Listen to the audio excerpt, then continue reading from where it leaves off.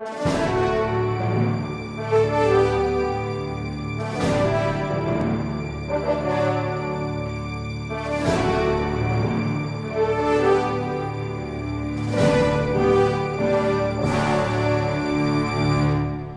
nome do Pai, e do Filho, e do Espírito Santo. Amém. Inspirai, ó Senhor, as nossas ações e ajudai-nos a realizá-las, para que em vós comece e para vós termine tudo aquilo que fizermos. Por Cristo, Senhor nosso. Amém. Santa Maria, Mãe de Deus, rogai por nós. Em nome do Pai, e do Filho, e do Espírito Santo. Amém. Então, boa noite a todos. Uma alegria estarmos juntos em mais esta aula ao vivo, começando agora uma nova fase do nosso site. Hoje, como foi anunciado, nós estávamos programando que parte desta aula seria aberta ao público e parte talvez fosse restrita, para um público restrito. Só que por razões técnicas da nossa equipe, nós estamos com a equipe um pouco desfalcada por causa de umas viagens e não vamos poder fazer isso agora, porque é uma novidade para nós, então vamos adiar isso para a semana que vem. O importante é você saber o seguinte, ou seja, o que nós estamos mais ou menos planejando é exatamente dar essa oportunidade para os alunos que contribuem com o nosso site de ter o contato com o professor. Então, é uma forma de restringir o número para as perguntas e assim dar uma prioridade para aquelas pessoas que estão contribuindo com o site.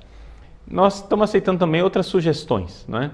Que você vira uma outra possibilidade. Uma outra possibilidade que nós estamos vendo é de deixar estas aulas da terça-feira livres e marcarmos um outro dia, tipo segunda-feira à noite, por exemplo, para marcarmos ocasionalmente somente perguntas, né? Somente perguntas para as pessoas que nos seguem e que são nossos contribuintes. Em todos os casos, saibam que vai haver isso, vai haver essa oportunidade para os assinantes. Quero agradecer desde o início desta aula as pessoas que têm contribuído com o nosso site, graças a Deus, né? Estamos dando conta, correndo atrás das nossas contas, né? Assim, deixando um pouquinho de pelo na cerca, né? Mas por quê? Porque graças a Deus estamos investindo. Você está sendo generoso e nós estamos investindo naquilo que é o projeto do site. Então, já estamos preparando um estúdio para nós podermos atuar mais, porque sabe, a questão do tempo, né? O tempo é muito precioso. O tempo, sobretudo para mim, que tenho minhas atividades pastorais, porque eu sou padre, né? Ou seja, o site para mim é uma atividade colateral diante daquilo que são as minhas atividades como sacerdote. Então, para mim, sobretudo, o tempo é muito precioso, então eu preciso ter um estúdio já montado, né? Para poder gravar o quanto antes, gravar de forma mais célere, mais rápida, né? Gravar uma coisa agora, gravar 10 minutos e de repente já jogar no ar imediatamente. Então, isso daí requer um certo investimento. Então, isso daí só é possível graças à sua contribuição e nós agradecemos infinitamente a sua generosidade, né? Esse mês vamos pagar mais uma parcela dos programadores que estão reformulando toda a plataforma do site e com a graça de Deus vocês já vão ver qual é o resultado final, vão ficar muito satisfeitos com aquilo que nós estamos preparando para vocês, tá bom? E o tema da aula de hoje, não é?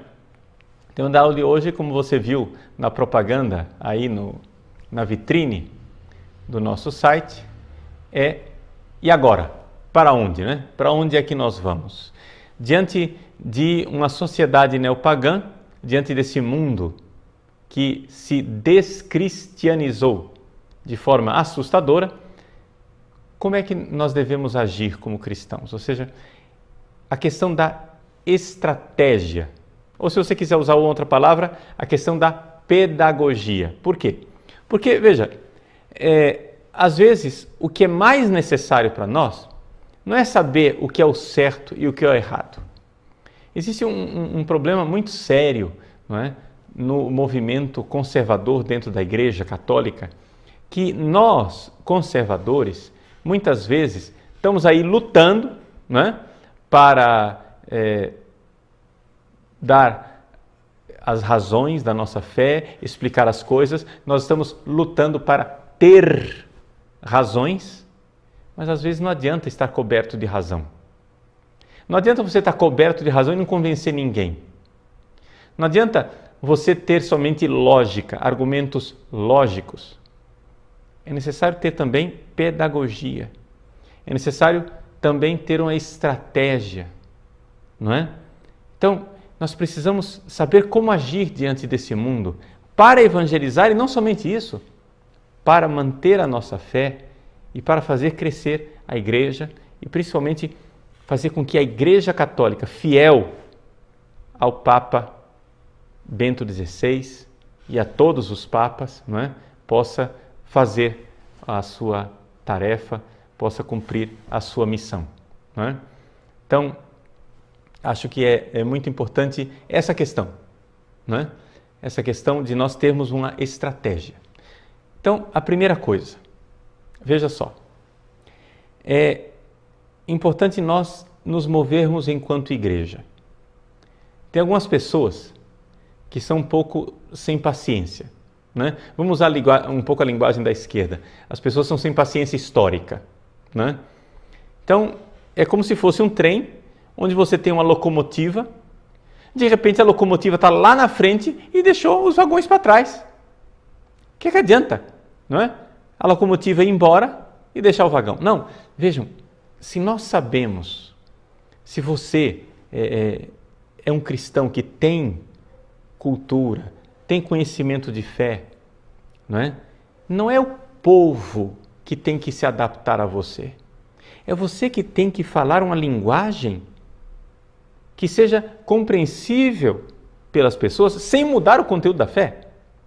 Não estou dizendo aqui que você deve mudar o conteúdo da fé, não, mas é necessário, fazer como São Paulo: eu me fiz tudo para todos. E assim ir ao povo no lugar em que ele se encontra, no paganismo em que ele se encontra. Porque aqui está o problema. O primeiro passo, o que é que nós devemos fazer?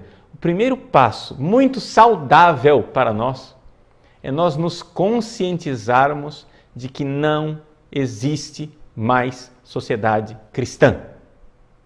Ou seja, as pessoas continuam se movendo na ilusão de que nós estamos na sociedade cristã, na sociedade católica. Veja, gente, nós temos que olhar para o Brasil, nós temos que olhar para Portugal, nós temos que olhar para Moçambique, para as várias sociedades, em que nós nos encontramos, o pessoal que está nos Estados Unidos nos acompanhando, o pessoal que está na Europa. Nós temos que olhar para essa sociedade e entender. Nós somos os primeiros cristãos no mundo, depois de Cristo, sem Cristo. Ou seja, estamos num mundo sem Cristo. Estamos num mundo que, de alguma forma, é pós-cristão. Isso para nós poderia ser um desânimo imenso.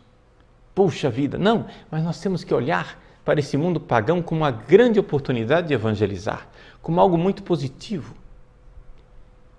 São Paulo olhava para a cidade de Corinto e ele não disse assim: puxa vida, que pena, uma cidade toda pagã e não tem ninguém que evangelize, não tem ninguém cristão. Não, ele arregaçou as mangas e começou a trabalhar. Agora, o que acontece? Se nós nos mantivermos naquela ideia de que nós estamos no mundo cristão, vai haver uma ilusão muito grande, uma desilusão muito grande a todo momento. Por exemplo, essa semana eu falava com uma família que enfrentava um problema terrível. Eles diziam: padre, a senhora dizia, eu tenho meu grupo de amigas. No meu grupo de amigas, ela vive numa cidade grande aqui do Brasil, no meu grupo de amigas eu sou a única mulher casada no religioso. Todas as outras são divorciadas em segunda união, ou não casadas, simplesmente amaziadas, ou somente casadas no civil, e assim por diante. como é que eu faço? Não é? Como é que eu faço? E ela tentou descrever um pouco a abordagem dela para com essas amigas, não é? Em que ela apresentava a necessidade do casamento religioso, a necessidade de regularizar a situação diante de Deus, a necessidade de nós colocarmos as coisas em dia. Só que eu me permitiria, assim, não corrigi-la, porque não sei assim se existe necessariamente um certo ou um errado nessa questão, porque é uma questão só de estratégia, mas eu não usaria essa estratégia. Eu acho que ela é inadequada, na minha opinião, porque você está construindo a casa pelo teto. Como é que você vai pedir para uma pessoa que é fundamentalmente pagã, uma pessoa que não tem fé em Jesus Cristo, foi batizada na Igreja Católica, sim, mas não põe os pés na igreja, não reza, não crê, fundamentalmente vive uma vida pagã, vai dizer, olha, case na igreja, case no religioso, porque você está em pecado. Isso é construir a casa pelo teto. A primeira coisa que nós temos que transmitir é tentar transmitir a fé. Não é? E isso a gente não transmite assim, no grupão. A gente transmite no corpo a corpo, no mostrar, saber colher a ocasião em que aquela pessoa mostra o quanto a sua vida é insensata, demonstra um mal-estar, não é? E conseguir iluminar com a luz da fé aquilo que ela está vivendo. Conseguir dar um sentido a essa vida absurda do mundo atual. Quando a pessoa começa a ver que a vida que ela vive é absurda, sem sentido, e começa a ver que existe um sentido em Deus, as coisas podem começar a mudar. Podem começar a mudar. E aí pode-se dar os passos na direção da fé, aos poucos. É um trabalho lento, um trabalho difícil, claro, mas somente depois que a pessoa reatou, digamos assim, o seu relacionamento com a igreja e entrou na caminhada de fé, ela mesma vai sentir a necessidade de regularizar a sua situação para poder comungar, para poder participar da igreja. Mas se você simplesmente... algumas mães ficam insistindo, por exemplo, com os filhos, né? Filhos que não têm fé nenhuma, filhos que não põem os pés dentro da igreja, não querem saber de religião. Não, você tem que casar no religioso. Mas, minha senhora, ele já está em estado de pecado. É lastimável, eu não estou dizendo que está certo a situação do seu filho. Mas o primeiro passo não é o casamento religioso, você está querendo construir a casa pelo teto. O primeiro passo é transmitir a fé. E se você não consegue transmitir a fé, joelho no chão. Penitência, jejum, confiar, entregar a Nossa Senhora. Ela, o anjo da guarda, Nosso Senhor Jesus Cristo, vão conseguir de alguma forma, né, fazer um tempo da graça para essa pessoa.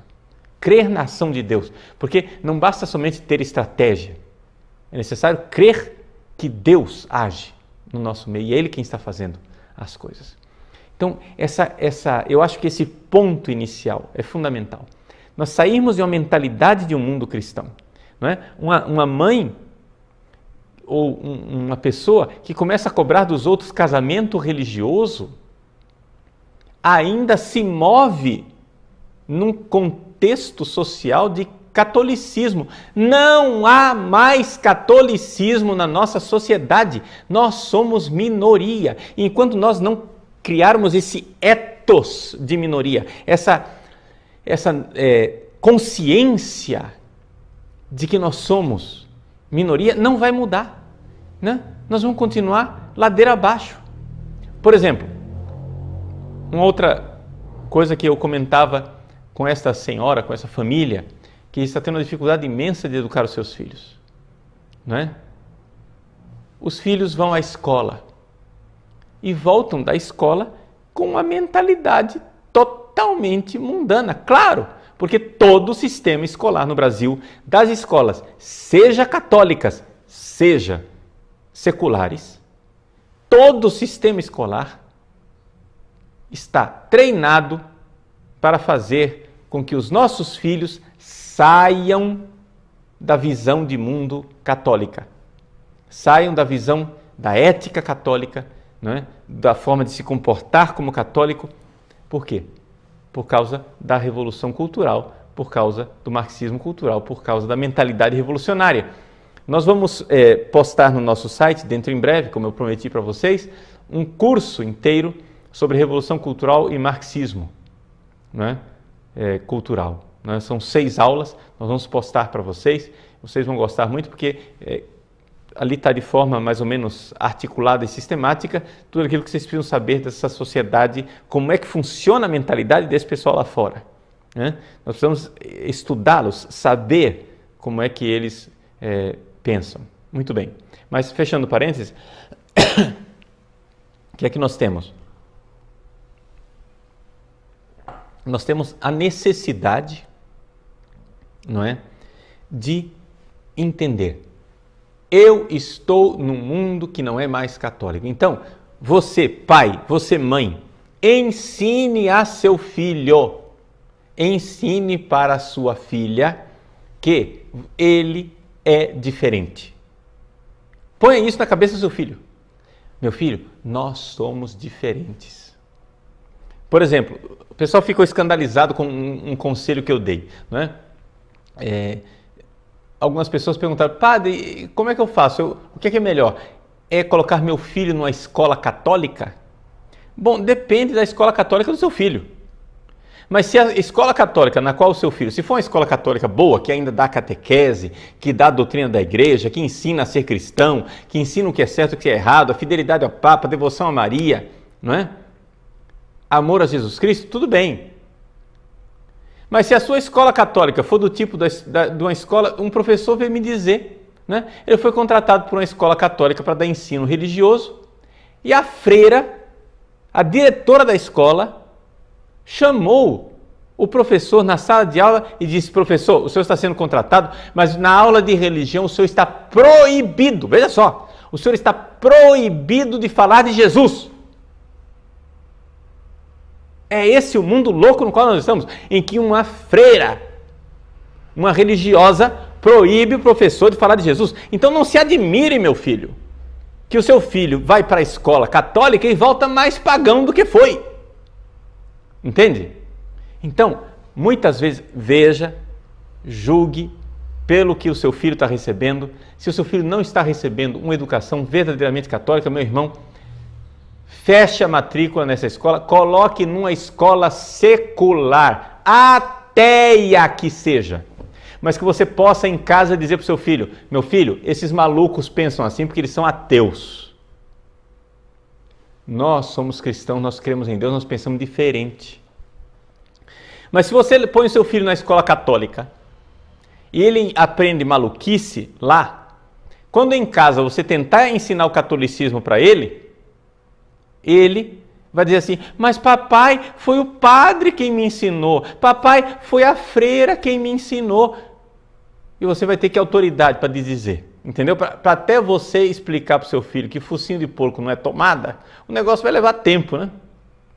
Então, pelo menos você pode, nós somos católicos, nós somos diferentes. Nós somos católicos. Nós não somos iguais aos outros. Nós temos que tirar da cabeça do católico essa mentalidade de que nós somos a maioria, que nós somos iguais aos outros. Não. Não. Porque se você vai para a sociedade com essa expectativa de que nós estamos no mundo católico, isso só vai ser para você fruto, vai ter como fruto desilusão, depressão. Você só vai receber pauladas, você só vai receber más notícias. Não é? Deixa eu contar para vocês uma historinha que aconteceu comigo quando eu tinha 15 para 16 anos de idade. Estou ajudando um pouquinho aqui a garganta aqui. É sempre uma dificuldade a garganta. Então, vejam, quando eu tinha 15 para 16 anos de idade, eu morava nos Estados Unidos. E um grupo de brasileiros, nós fomos, isso, imagine só, em 1984, né? Então, nós fomos de Michigan, que era o estado onde eu morava, para Washington, né, a capital, para visitar Washington, conhecer os monumentos, né, e a história dos Estados Unidos, isso e aquilo. E saímos de ônibus de Michigan, um grupo de brasileiros, era um ônibus fretado, eram só adolescentes, claro, tinha alguns adultos como responsáveis, né, daquele tour, e eram só adolescentes no ônibus. No caminho para Washington, eu estava sentado do lado de uma menina de Fortaleza. Essa menina, ela era evangélica, né? Protestante. E nós começamos a conversar, falamos bastante no caminho, começamos a falar de religião, etc. E nessa nossa conversa surgiu, né, muita partilha, claro, teve sempre alguma desavença, eu era uma protestante, eu era católico, nós discutimos alguma coisinha sobre, mas um clima muito pacífico, muito dialogante. E lá pelas tantas, depois de muita partilha, muita coisa bonita que nós falamos, partilhamos um com o outro, nossa vida de oração, nossa vida com Deus, isso e aquilo, lá pelas tantas, acabou o assunto, né? Porque a viagem era comprida, horas e horas de viagem, acabou o assunto, e ela sentada do lado da janela, eu estava sentado do lado do corredor, ela ficou ali do lado da janela, pôs a mão no rosto, olhando pela janela, e de repente ela falou consigo mesma, assim sozinha: meu Deus, quem diria um cristão dentro do ônibus?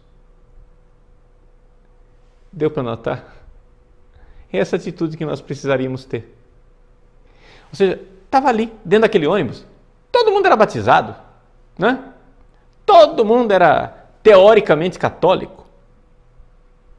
Mas havia ali uma evangélica que encontrou, vê de coisa extraordinária, um católico que crê. E nós partilhamos a fé cristã.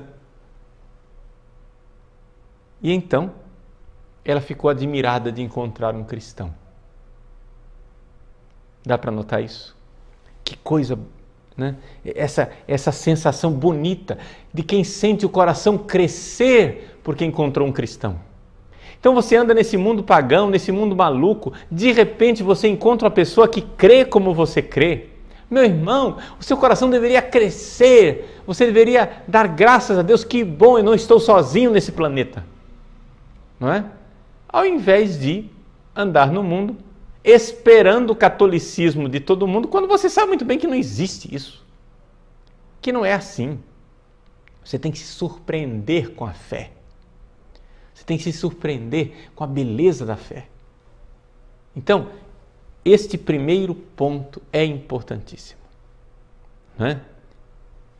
Nós nos darmos conta de que estamos num mundo pagão.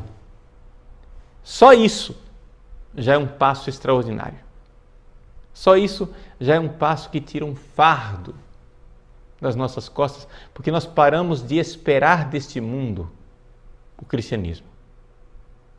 Agora, uma vez que nós nos damos conta disso, é importante dar um passo a mais. Você entenda o seguinte: você vai à igreja no domingo e você vê aqueles bancos da igreja cheios de gente. Atenção! E se você é padre, é muito importante isso para você também. Não suponha que aquelas pessoas têm fé. Não é porque o sujeito vai à missa no domingo que ele tem fé. Padre, a fé precisa ser transmitida. Transmitida. Se o padre que é pregador, se o padre que está na missa, ele está supondo que a sua assembleia é cristã, qual vai ser a atitude dele? Ele vai olhar para a vida daqueles cristãos que estão ali e vai começar a dar bronquinhas. Vai começar, não é, a fazer reclamações. Por quê? Porque vocês não estão vivendo, porque onde é que está o compromisso, porque onde é que está a sua conversão, porque não sei o que, etc e tal. Gente, as pessoas vão à igreja e vão lá para receber uma bronca. Ao contrário, a atitude do sacerdote que transmite a fé É uma atitude de quem mostra o pecado, sim, mas mostra o pecado não como bronquinha. Mostra o pecado para fazer com que a pessoa se dê conta da miséria que ela está vivendo. E transmita a fé, transmita o quanto existe amor de Deus, o quanto existe misericórdia, o quanto existe verdadeira vontade de Deus salvar a sua alma, o quanto existe paraíso para você, se você realmente se abrir para o amor de Deus. É assim que acontece. Você precisa ver, não existe nenhuma garantia, de que as pessoas que estão sentadas no banco com você. Então, por favor, deixa de ensinar para vocês aquilo que eu ensino para os seminaristas, ensino para os padres. Quando você, padre, se encontrar com outro padre e encontrar que aquele padre crê, que aquele padre tem fé, você põe a mão no rosto, como aquela menina no ônibus, e diga: meu Deus, quem diria, um padre que tem fé. Você põe a mão no rosto e diga: meu Deus, quem diria, um seminarista que crê em Deus, que crê em Jesus. Que surpresa! Meu Deus, quem diria, uma religiosa que crê em nosso Senhor Jesus Cristo. É essa a situação que nós nos encontramos.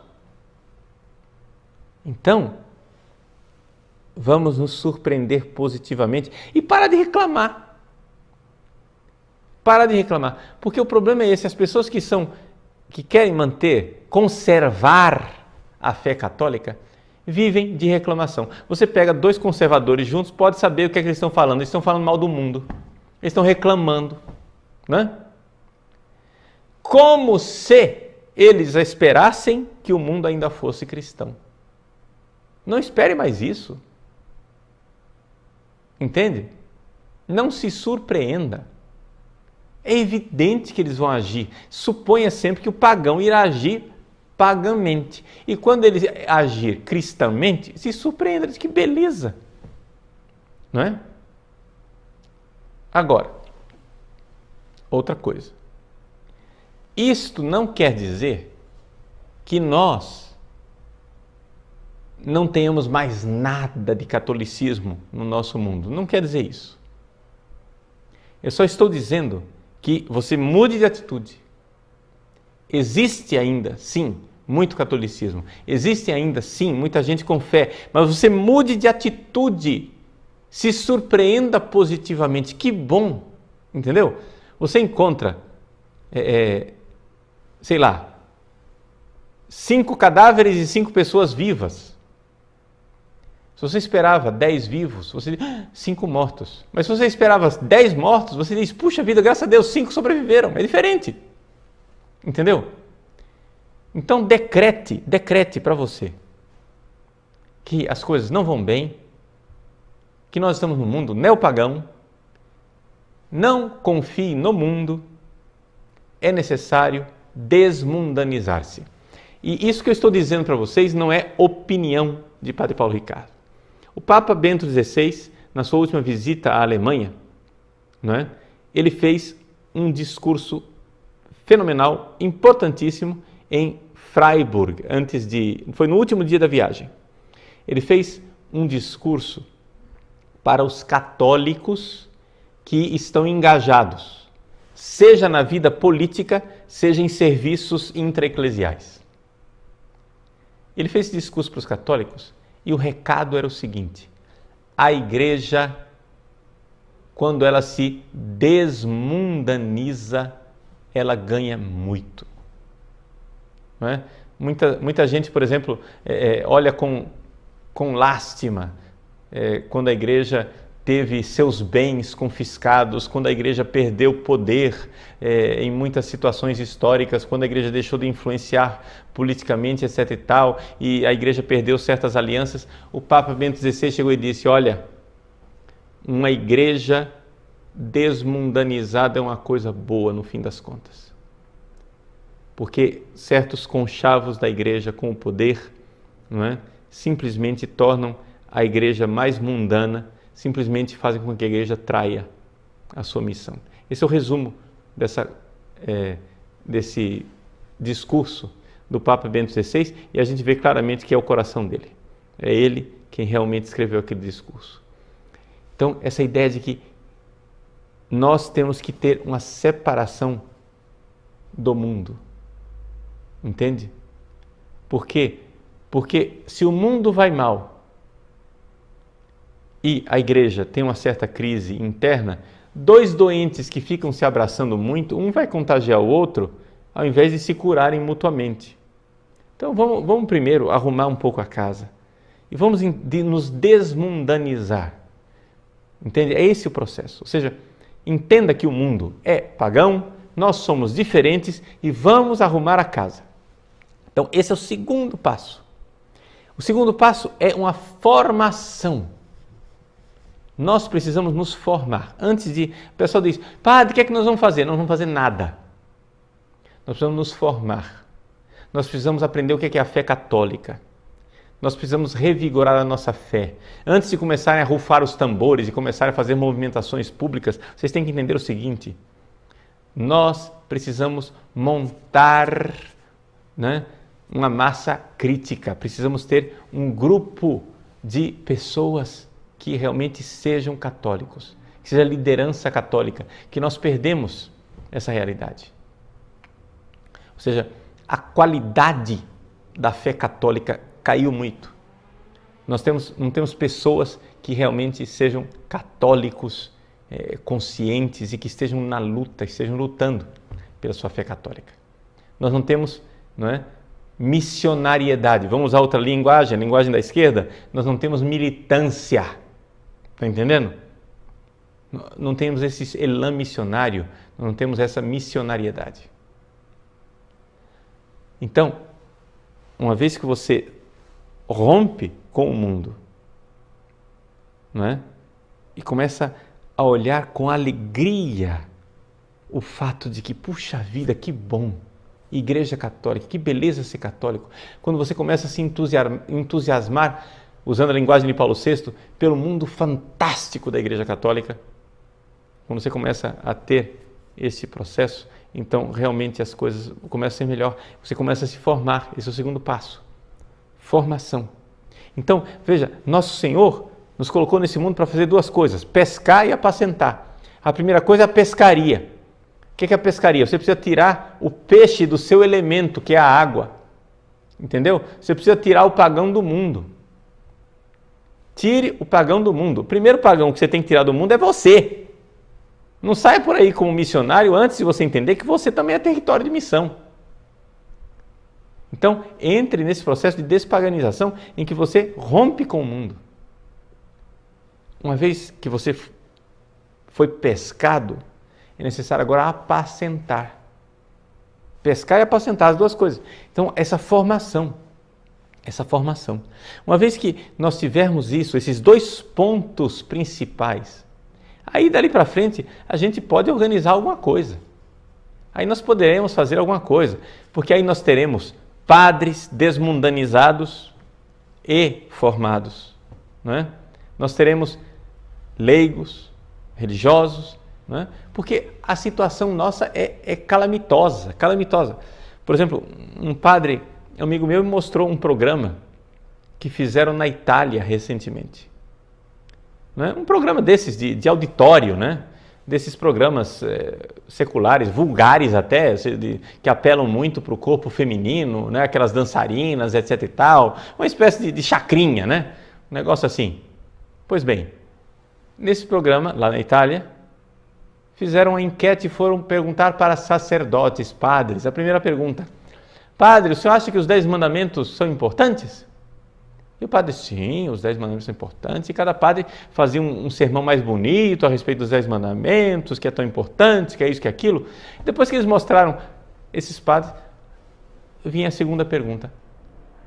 Tá bom, padre, então qual é o 7º mandamento? Qual é o 9º mandamento? Qual é o 6º mandamento? Gente, uma coisa espantoso. A maior parte dos padres não sabia dizer o mandamento. Impressionante. E, atenção, A pesquisa foi feita em Roma e com padres do mundo inteiro que estão estudando em Roma. Os caras estão fazendo mestrado, doutorado, mas não sabem os 10 mandamentos. Esse é o nível de descatolização. Descatolização, eu sei lá como é que fala. Deixamos de ser católico, né? Descatolicização do clero. O sujeito não sabe os 10 mandamentos? Gente, vocês sabem o que isso quer dizer? Isso quer dizer que, naquele ponto que para a sociedade atual, seja para aqueles que querem destruir a igreja, seja para aqueles que querem resgatar a igreja enquanto influência social, nós fracassamos. Porque se nós não somos capazes nem de nos catequizar com relação à ética judaico-cristã, como é que nós vamos querer catequizar o mundo? Então, quando você encontrar um padre que sabe os 10 mandamentos, meu Deus, que coisa boa, um padre que sabe os 10 mandamentos. É assim que tem que ser. Entende? Não espere nada. Se surpreenda com o bem. Se surpreenda com a luz, se surpreenda com Deus. Então, esses 2 passos, pescar e apacentar. E aí, depois que nós tivermos um tempo preparando as pessoas, aí podemos começar a fazer alguma organização, não é? Alguma organização básica. Então, é assim que nós seremos capazes de transformar alguma coisa, se nós começarmos a arrumar a casa. Então, nós vamos fazer um breve intervalo, não é? E depois de alguns minutinhos voltamos para as suas perguntas, um pouco nesse foco, né? A estratégia para realizarmos alguma transformação dentro da igreja e no mundo. Até já. De responder às suas dúvidas com relação a esse tema específico. Quero dizer claramente aqui que não adianta a gente querer responder todas as perguntas. Nós estamos escolhendo algumas, não é? Mas, se você ainda tem alguma dúvida, não é? Se você realmente não sabe como agir concretamente diante de alguma coisa, deixa eu já colocar as mãos na frente e dizer: os problemas concretos de direção espiritual, é evidente, não dá para resolver, né? Aqui ao vivo, e nem muito menos nós teríamos tempo de responder todas as perguntas espirituais que as pessoas nos fazem, né? Às vezes as pessoas dizem: não, padre, você escreve rapidinho. Você escreve uma frase, numa frase você faz sua pergunta e põe o seu problema. Agora, resolvê-lo nem sempre é muito fácil, né? Então, vamos tentar aqui responder as perguntas que dizem respeito um pouco a todos, né? Aquilo que são problemas gerais que a gente vê que afeta um pouco a todos. Muito bem. Então vamos lá. Daniel Pim. Padre Paulo, como viver em um mundo que é totalmente paganizado? Para onde se olha, existe influência pagã, seja na cultura, música, filme, teatro, shows, literatura, na política, no modo de vestir. Então veja, Daniel, esse é basicamente o tema, né, do que nós estamos querendo tratar. Nós temos que viver do mesmo jeito que os apóstolos viviam. Não é? Os apóstolos não viviam no mundo cristão. Para você ter ideia, Santo Agostinho, né, que já era numa época em que o cristianismo já não estava mais sendo perseguido, do século IV para o século V. Santo Agostinho, ele tinha que conviver com o fato de que na cultura romana em que ele se encontrava, as pessoas tomavam banho nas termas. Então, por exemplo, ele aconselha as virgens, ou seja, as monjas, as freiras, né, a que tomem banho somente uma vez por semana. Por quê? Porque tinha que todo mundo tomar banho junto, sem roupa, não é? Então, era um mundo ainda bastante paganizado, era um mundo ainda bastante influenciado. Mas vejam, daquela situação de paganismo, nós conseguimos fazer cultura e implantamos uma cultura que era fundamentalmente, estruturalmente, basicamente cristã ao longo da Idade Média. E do final da Idade Média para cá, essa cultura está sendo gradualmente delapidada, né? E agora, não tão gradualmente assim, nós chegamos, né, a ter uma cultura basicamente arrasada no nível, pelo menos, da grande mídia, não é? Na classe falante, poderíamos dizer assim. Ainda existe um substrato de cristianismo no povo, mas nas escolas, etc., ainda temos o paganismo. Então, como é que os católicos viviam na época de São Paulo? Né? Primeiro, essa profunda consciência de que nós não somos deste mundo. Não é? Aquilo que diz a carta a Diogo Neto. Os cristãos têm em todos os lugares a sua pátria e em todas as pátrias são estrangeiros. Nós somos estrangeiros, nós não somos desse mundo. Não é? Nossa pátria é no céu, é a pátria com P maiúsculo, é o lugar do nosso Pai, a casa do nosso Pai, e nós estamos aqui de passagem. Não obstante isso, esses cristãos que se sentiam estrangeiros conseguiram modelar a cultura e fazer uma cultura cristã. Muito bem. A Luciana, ela diz que fala na pastoral do batismo para pais e padrinhos sobre as suas responsabilidades quando nenhum pai ou padrinho declara que vai à missa no domingo. Como falar, né? E a palestra dela tem uma duração de 30 minutos. Então, como é que ela vai fazer essa mágica? Veja, Luciana, primeiro eu acho o seguinte, quando nós recebemos os pais e os padrinhos para batizar os seus filhos, nós temos que ter uma atitude um pouco mais missionária e acolhedora. Nós temos, às vezes, alguns lugares, uma atitude que ainda tem aquele resquício de cristandade. Você supõe que aquele pai, que aquele padrinho são bons cristãos e que vão educar os seus filhos. É melhor colher o curso de batismo como sendo uma ocasião de evangelização. Ou seja, muitos daqueles pais e padrinhos não colocam os pés na igreja há muito tempo. Nós vamos pegar aquela oportunidade que nós temos de evangelizá-lo e transformá-la numa cobrança? Não. Nós temos que transformá-la numa resposta. E a primeira coisa é fazer com que eles notem que eles estão vivendo um vazio, uma dificuldade, né? Ou seja, em palavras pobres, ao meu ver, isso é minha opinião, tá? Muito cuidado porque é só minha opinião. Ao meu ver, no encontro como encontro de pais e padrinhos, nós deveríamos ter uma tonalidade um pouco mais querigmática, não é? Ah, mas os pais e os padrinhos devem se responsabilizar. Sim, mas a bronquinha não vai mudar a situação.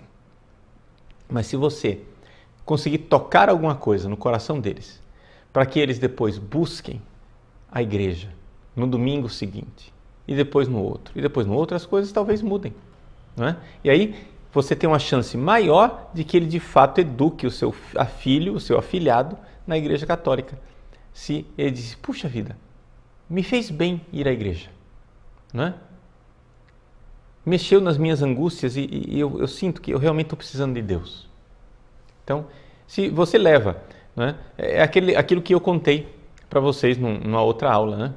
Um rapaz que se converteu, né? Ele começou a ser cristão, ele era ateu, agnóstico, né? Não queria saber de Deus e se converteu ao cristianismo ouvindo o filósofo Olavo de Carvalho e depois ouvindo as palestras do meu site.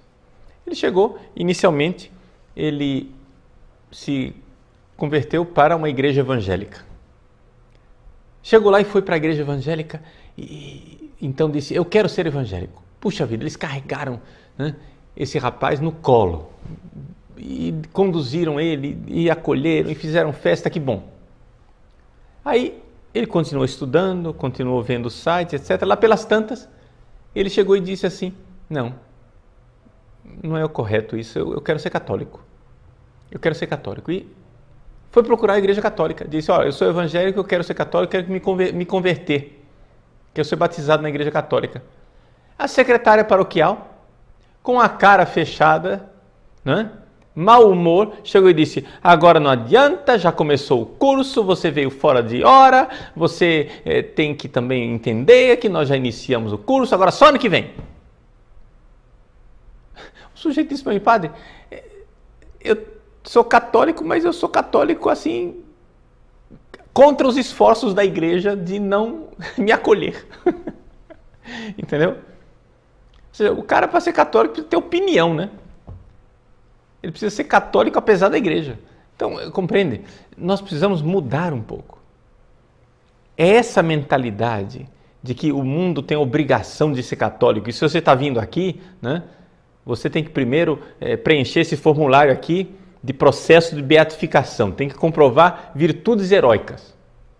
Uma vez que você comprovou que tem virtudes heróicas, você entra na nossa igreja. Não, para lá, gente. Não é assim.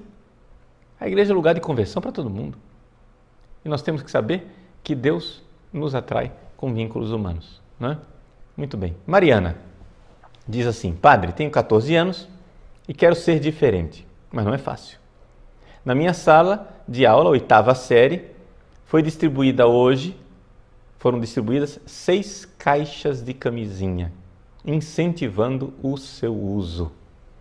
Mariana, é terrível. Né? É este o mundo pagão no qual nós nos encontramos. Tá? Era o mundo no qual vivia São Paulo, no qual vivia São Pedro. Né? Existem estudos que provam que o Império Romano caiu exatamente por causa da sua decadência moral. Exatamente porque estava num tal estado de devassidão que aquela sociedade já estava podre e o Império Romano não tinha como se sustentar de pé. Então, nós estamos na mesma situação do mundo de São Pedro e de São Paulo. Não pense que era muito bonito ser cristão naquela época. Era uma verdadeira revolução. Agora, existe aqui uma característica importante que nós temos que lembrar, que eu não mencionei no primeiro bloco, não é? Que também é uma característica que estava lá no mundo de São Pedro e São Paulo. Nós, cristãos, somos hostilizados. Não é? Como diz a carta de Ogneto, os cristãos amam a todos e por todos são perseguidos. Tá? Então, Mariana, minha filha, cuidado. Você vai ser diferente, mas não seja diferente batendo de frente com as pessoas. Entende? Se você vê, é uma amiga, é um amigo que tem abertura, que você vê que estão abertos, então você vai dar o seu testemunho. Não é? Você tem que dar o testemunho onde existe abertura. O cristão não é um suicida. Não é? A igreja nunca apoiou o suicídio. Essa coisa de chegar e dizer, eu vou lá meter a cara mesmo que eu me lasque. Não, isso é imprudência. Isso é imprudência. Isso não é o caminho. Não é? A igreja, ela sempre reprovou essas pessoas que se oferecem para o martírio. O martírio é um dom de Deus. O martírio é uma graça que a gente recebe. Então, saiba ser fiel a Deus e na prudência, na pedagogia, na estratégia, ir, não é? Testemunhando para aquelas pessoas que estejam mais abertas. Mas saiba, minha filha, se você for bater de frente, não é, com os seus professores, você será hostilizada. Você será hostilizada. Nós não estamos neste estágio. Está entendendo? Ou seja, vamos usar a linguagem da esquerda. Você vai fazer uma revolução. Antes de você fazer uma revolução, é necessário uma fase anterior chamada de acumulação de forças. Entende? Você precisa primeiro acumular forças. Usando a linguagem cristã, o que é que nós podemos dizer? Para nós cristãos voltarmos a fazer cultura, nós precisamos primeiro fazer uma coisa: conversões. Não é? Precisamos nos converter e convertendo as pessoas. Então, quando nós tivermos ocupado o espaço dos fazedores de cultura, ou seja, da classe falante, aí nós conseguiremos fazer alguma coisa. Mas vai ser pela ocupação de espaço. Né? A lenta e gradual ocupação de espaço, que aí nós poderemos fazer alguma coisa. Hoje nós não conseguimos fazer nada. Hoje, o que nós conseguimos fazer é evitar, não é, o mal maior, evitar o evitável, não é? Mas você sozinha, com 14 anos, enfrentar todo um esquema de escola, não é prudente, não é? Então você seja sábia e saiba usar as ocasiões. Por exemplo, ao invés de aparecer, eu não conheço você, né? Então não estou julgando você, mas ao invés de aparecer lá na escola como uma católica carrancuda, mal-humorada, xingando o mundo e dizendo que esse mundo está perdido mesmo e que não tem mais salvação, não é? Você se apresente como uma menina sadia, não é? Alegre, cheia de sentido de vida, normal, no sentido da normalidade de Deus, não da normalidade anormal da nossa sociedade. E com isso, cative as pessoas para Deus.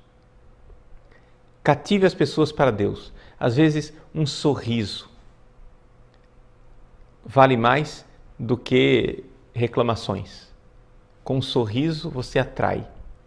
E uma vez que a pessoa mordeu a isca, você vai então puxando para Deus e então trazendo para a conversão.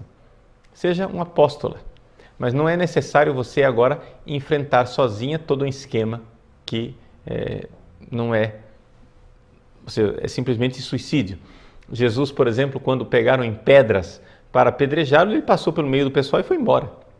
Jesus não era suicida. Um dia, Deus quis dele o sacrifício, quando o sacrifício se apresentou como inevitável. Mas antes disso, quando não era ainda a sua hora, Jesus soube ser, digamos assim, estratégico. Muito bem. A pessoa não tem nome, se apresenta como XXX, Padre, sua bênção. Sou seminarista e percebo um forte número de homossexuais com vida sexual ativa no seminário. Sou perseguido por minha fidelidade ao Papa, à Igreja e à Sagrada Liturgia. O que devo fazer? Meu filho, você deve sobreviver. Se a sobrevivência for impossível nesse seminário, então vá para um seminário melhor. Mas eu lhe digo uma coisa, meu filho, não queira mudar o seminário. Eu já vi inúmeros seminaristas quererem dar uma de Dom Quixote e fazer guerras contra moinhos de vento, querendo mudar o seminário, querendo mudar o esquema. Meu irmão, não. O que vai acontecer é o seguinte: neste esquema, se o seminário que você está vivendo é desse jeito que você está descrevendo, este é um seminário que a própria instituição, não é, parece que está, de alguma forma, corrompida. Então, se você é capaz de se manter fiel sem enfrentar excessivamente, se mantenha firme, fiel ao Papa e chegue ao sacerdócio. A sua missão é chegar na praia. Chegue a ser padre, não é? E uma vez que você chega a ser padre, uma vez que você é sacerdote para sempre, aí você pode fazer alguma coisa, não é? Mas querer mudar o esquema do seminário, não é? Eu conheço algumas dioceses em que a coisa aconteceu assim, não é? Que seminaristas, muito discretamente, sem se expor demais, sem enfrentar, não é? Por exemplo, o reitor era contra o uso da batina, do clérigma, etc. Não teve dúvida. O seminarista de calça jeans, de camisa polo, tranquilamente, seguiu, foi, não é? Foi ordenado padre. Uma vez que ele foi ordenado padre, ele pôs a batina dele e começou a trabalhar, né? Começou a trabalhar, foi criando a confiabilidade na diocese, até mesmo do bispo, de alguns padres, e terminou trabalhando até mesmo na equipe de formadores, para então, como padre, transformar aquele seminário corrompido do qual ele tinha saído, não é? O que é importante é você saber que você pode se formar na fidelidade ao Papa, não é? Fidelidade ao Santo Padre. Então, ponha no seu coração, o catecismo da Igreja Católica é a sua fé. A liturgia é a que está no missal. E a disciplina é a que está no Código de Direito Canônico. Pronto. Com esses 3 livros, você já tem a sua biblioteca suficiente, não é? O que você conseguir construir em cima disso é ótimo, é lucro, claro. Mas sabendo essas 3 coisas, não é? Sabendo bem, e claro, tendo os volumes da liturgia das horas, né? Sabendo aí, você já tem a sua biblioteca essencial. Claro, acrescente algum livro de devoção, alguma coisa a mais, o Tratado da Verdadeira Devoção à Virgem Maria, a Imitação de Cristo, as Confissões de Santo Agostinho, etc. Os grandes livros de espiritualidade. Mas saiba que o que vai mostrar você, o sacerdote que você deve ser, é a vida dos santos. A vida dos santos, dos padres que foram santos, a quem você deve imitar. Então, permita que a igreja de 2000 anos seja a sua formadora, não é? Lute as lutas que o Papa está lutando. Porém, se você no seminário não tem ambiente para isso, então, meu filho, a sua grande missão é sobreviver. Sua grande missão é chegar a padre, porque a igreja precisa de padres fiéis como você. Porque se você agora quiser bater de frente com o seminário, vai acontecer uma coisa, eles vão colocar você para fora, não é? Eles vão excluir você do seminário e quem vai chegar ao sacerdócio são os maus, entendeu? E se você quiser fazer alguma coisa para expulsar aqueles homossexuais, etc., para que não cheguem ao sacerdócio, meu irmão, quem vai ser expulso é você. Eu já vi isso acontecer muitas vezes. Então, para de querer ser o policial, para de querer ser o justiceiro, para de querer ser o formador no seminário. Você não está aí para reformar o seminário, você está aí para chegar a padre. Ponto. Né? Ou seja, em palavras pobres, fidelidade ao Papa, não bata de frente, fica na tua e chegue ao sacerdócio. O codinome da pessoa é católico conservador. Ele pergunta assim: há tantas divisões entre os conservadores, uns tradicionalistas demais, outros menos radicais. Não seria hora de unir forças e tentar fazer com que a doutrina católica seja trazida à luz diante da sociedade? Estou certo? Sim. Veja, é claro, nós precisaríamos unir forças. E como é que a gente faz para unir forças? Para unir força, nós precisamos, antes de tudo, de uma política de coalizão. O que quer dizer política de coalizão? Quer dizer o seguinte, que nós, católicos mais conservadores, temos que parar de ter essa visão integrista. Integrista quer dizer o seguinte, ou você concorda comigo em tudo, ou você é Satanás. Entende o problema? O cara discorda de você numa coisa, já é herege. Acabou. Não, pera lá. Vamos nos unir ao redor de um consenso. E esse consenso não é o padre Paulo Ricardo, não é você. Esse consenso é o Papa. E o Papa Bento XVI, real e concreto. Não é? Vejam que o nosso site ele tem essa característica. Nós estamos lutando as lutas que o Papa está lutando. E aquilo que o Papa, os temas que o Papa não está tratando, eu também evito tratá-los. Por quê? Porque eu não vou ficar agora puxando a bandeira sozinho, entendeu? Nós precisamos, não é, unir, coagular as forças. Precisamos nos unir numa plataforma básica, que é a fidelidade ao Papa, a devoção à Virgem Maria, não é? E a devoção, a adoração devida e o respeito à Santíssima Eucaristia. Então, tendo essas três colunas, não é? Essas três canduras, que são o Papa, a Virgem Maria e a Eucaristia, nós estamos no nosso católico, né? Na nossa fé católica básica, fundamental. E aí, a partir disso, a gente tem uma plataforma para nos unirmos. Os detalhes, gente, né? Vamos parar de lutar contra nós mesmos. Né? Nesse sentido, a esquerda, não é? Através da escola de Frankfurt, eles têm uma expressão que os reúne, que é tolerância total com a esquerda e intolerância total com a direita. Então, o que acontece? Eles, entre si, têm discordâncias imensas, mas se toleram mutuamente. A intolerância é com a direita. Nós não podemos pagar na mesma moeda, mas podemos usar uma outra categoria, a categoria da comunhão.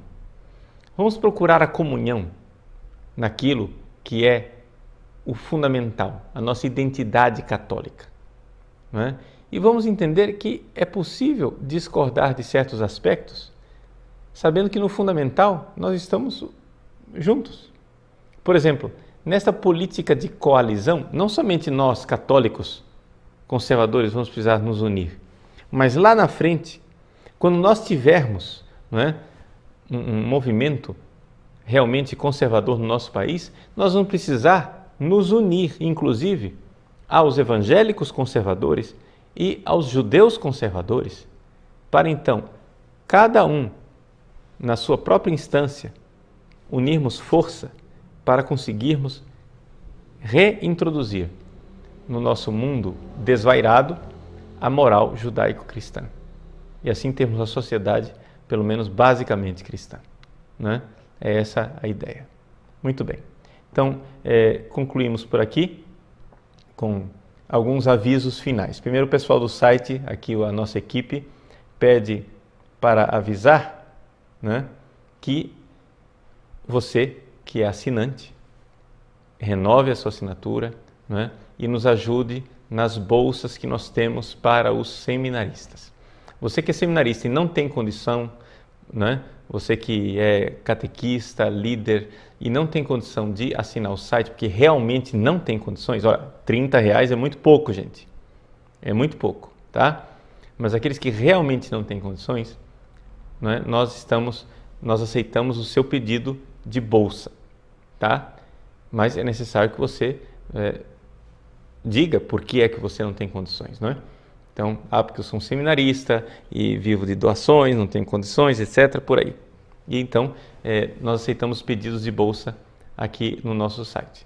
Agora, isso também, em contrapartida, nós precisamos da generosa doação de algumas pessoas que continuem, não é, fornecendo essas bolsas. Por quê? Porque nós, se damos acesso a pessoas gratuitamente, nós precisamos a contrapartida, né, do dinheiro que entre para contrabalançar aquelas bolsas que nós damos. Nós esperamos que vocês realmente entrem conosco nessa luta, né? Queremos entregar essas armas espirituais na mão de Deus, oferecer através do coração de Nossa Senhora, né, para Deus a nossa vida, nossas orações e os nossos esforços para fazer com que a fé católica continue existindo no nosso país e no mundo de língua portuguesa, que é o que nós estamos trabalhando no momento. E pedimos a você, não é, que realmente nos ajude com sua oração, tá? Nós somos atacados espiritualmente também, né? Então nos ajude, porque a força da sua oração é muito importante. Quero pedir a oração de forma especial por uma pessoa muito próxima a mim, que está doente, não é, com uma doença séria, né? Não corre risco de vida, mas a doença pode se desenvolver a ponto de se transformar num risco de vida. Então, eu peço a vocês oração nessa intenção. Ainda eu não digo quem é a pessoa, porque não foi autorizado por ela, mas uma pessoa que é muito unida a mim, né? E que também tem sido para mim uma fonte de uma certa preocupação e sofrimento de orações. Eu quero compartilhar com você como família, né? E nós rezamos uns pelos outros, eu rezo por vocês, rezem também por essa intenção especial, tá? E nos ajude, continue conosco. Na semana que vem, nós estaremos juntos mais uma vez para o nosso programa de nossa aula ao vivo, tá? Na segunda-feira, né, como vocês sabem, quem não sabe, né, fica sabendo, na segunda-feira é meu aniversário, dia 7 de novembro, com a graça de Deus eu completo 44 anos, também conto nisso com as suas orações. Vocês não sabem a esperança, né? Vocês não sabem a confiança que vem ao meu coração de saber que tem gente rezando por mim, que tem gente, né, fazendo a sua intercessão e oferecendo sacrifícios, jejuns por mim. Aqueles que são consagrados a Nossa Senhora e não podem fazer o oferecimento direto, oferecem ao coração de Maria e ela certamente destinará alguma coisa também para essa nossa obra. Então nessa grande família, e eu agradeço muito a vocês, agradeço as orações, não é? Para mim, eu tenho visto, tenho sentido pessoalmente os efeitos das orações de vocês na minha vida de sacerdote. Não é? Agradeço muito, muito, muito. Algumas pessoas se perguntam, padre, mas o senhor é perseguido, etc e tal. Olha, as perseguições, elas existem. Elas existem, né? O demônio tenta, de alguma forma, baquear, vem notícias, ameaças e coisas, isso, mas não é problema. Isso não é problema, porque está tudo no coração de Nossa Senhora. E ainda mais sabendo que eu não estou sozinho, né? Eu não estou sozinho. Nós estamos com o Papa, nós estamos com a Igreja, nós estamos com os santos, nós estamos com os anjos. E nessa grande família é que Nosso Senhor irá finalmente fazer com que o coração imaculado da sua mãe triunfe. Deus abençoe você. Vamos receber a bênção de Deus. O Senhor esteja convosco. Ele está no meio de nós. Debaixo de vossa proteção nos refugiamos, Santa Mãe de Deus. Não desprezeis as nossas súplicas em nossas necessidades, mas livrai-nos sempre de todos os perigos, ó Virgem gloriosa e bendita.